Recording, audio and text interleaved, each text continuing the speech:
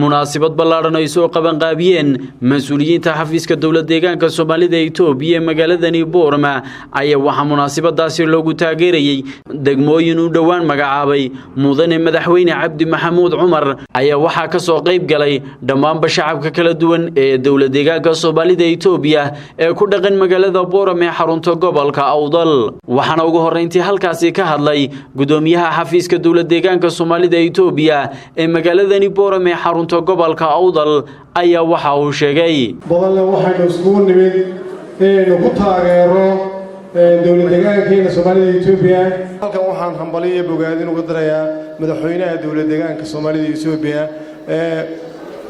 noogu deeqay maanta degmooyinka cusub iyo ismaamulada cusub oo halkan aan kala faraxsanahay annagoo magaranaysa jaaliyadii dowladda deegaanka Soomaalida Itoobiya ee Boorama joogna taasina farxad weyn ayay noo toona soo koobi kareen waxaan ku taageersanahay horumarka dowladda deegaankeena ka socda maanta anigoo ku hadlaya magaca jaaliyadda dowladda deegaanka Soomaalida Itoobiya ee Boorama ahna gudoomiyaha jaaliyadda waxa ay farxada inaan maanta shirkan halkan ka cilaamino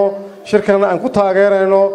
dowladda deegaankeena iyo degmooyinka cusub waxaan leeyahay mar labaad iyo mar saddexaad waxaan leenahay hambaliyo leenahay madaxweynaha guul baan leenahay waxaan taageersanahay dib u curashada ayaan taageersanahay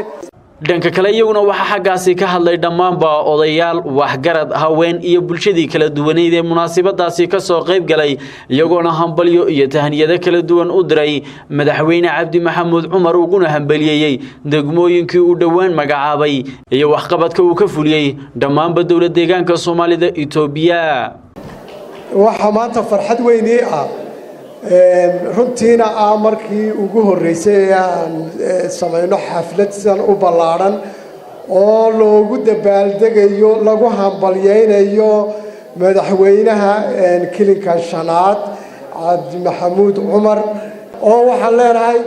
ilaahay ha kula garab galo dadaalkaaga aad ayaana kuugu hambalyeeynaa degmooyinka iyo gobolada cusub ee aad noo magacowday waxaan kaloon aad u hambalyeynayna oo garab taaganahay sida sharafta leh ee loo ciiseeyay ee loo sharfay hadaynu nahay dowladda deegaanka Soomaalida Itoobiya ka soo jeeda degmada Boorama gobolka Awdal aad baan wax lagu farxo haddana farxadda iyo taageerada maanta ay soo kiciyeen ahna gudoomiyaha jaaliyadda maanta dadaalka bixiyay madaxweynaha dowladda deegaanka Soomaalida Itoobiya noqot gobolka Awdal gaar ahaan Somaliland gobolka Awdal deegaamada soo kordhay iyo degmooyinka soo kordhay aad baan uga mahadcelinaynaa haddaanu nahay ururka dhalinyarada ee heego ee jaaliyadda dowladda deegaanka Soomaalida Itoobiya qaasatan Boorama waxaan la garab taaganahay mar walba hiiliyo hoo madaxweynaheena waan iska istaageynaa heega ha noolaato saraayo naga raag baan soo noqday maanta helay xaq baan u lahayn yaa hello waxaas laakiin way naga maqlan gelin maanta alxamdulillah rabbil alamin wa farxad gaara anu taanu khaasatan maanta waxaan hayb maqsuud bar maanta eeg si gaara arabi xalay ma seexan shacabkii arabi gaar ah oo inta loo hayb qaadaya xalay ma seexan ama hore ma seexan waan habaryeeraya iyagana waxaan leeyahay alxamdulillah rabbil alamin guul baan leeyahay guul farxadda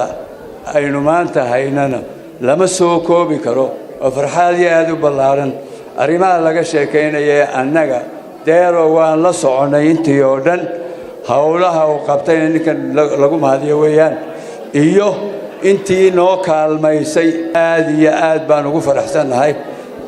madaxweynaha kiilka shanaad madaxweyne Cabdi Maxamuud Cumar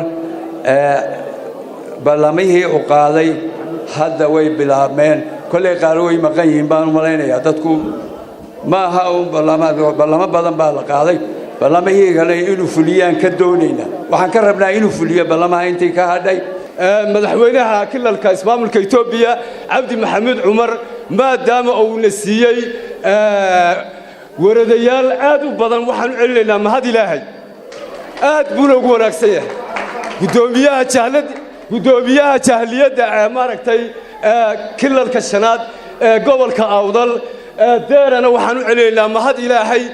aad buu uga qayb qaatay iyo dadaal idinkana waan idin salaamayaa maanta farxad weyn bay noo tahay inaan isugu imanno xaflad weyn oo ku taageerayno dawladda Itoobiya ee deegaankan ku leenahay guud ahaan horumarka ka socda dalka Itoobiya ka mid baan waan taageersanahay gaar ahaan takalilka ka socota ee soo socotay maantayna soo gaadhay aad iyo aad baan ugu taageersanahay kuna faraxsanahay ha guulaysato waayo in badan baan sugaynay kollaytooda halkan waxaan isku nimid taageero aan taageerano deegaanka iyo degmooyinka la siiyay ee ka tirsan golo deegaanka Itoobiya ee Jigjiga waxaan leenahay farxad iyo rayn iyo dabaltag ayaan idinku taageeranaa waan garab taaganahay iyadoo Itoobiya waxaan leeyahay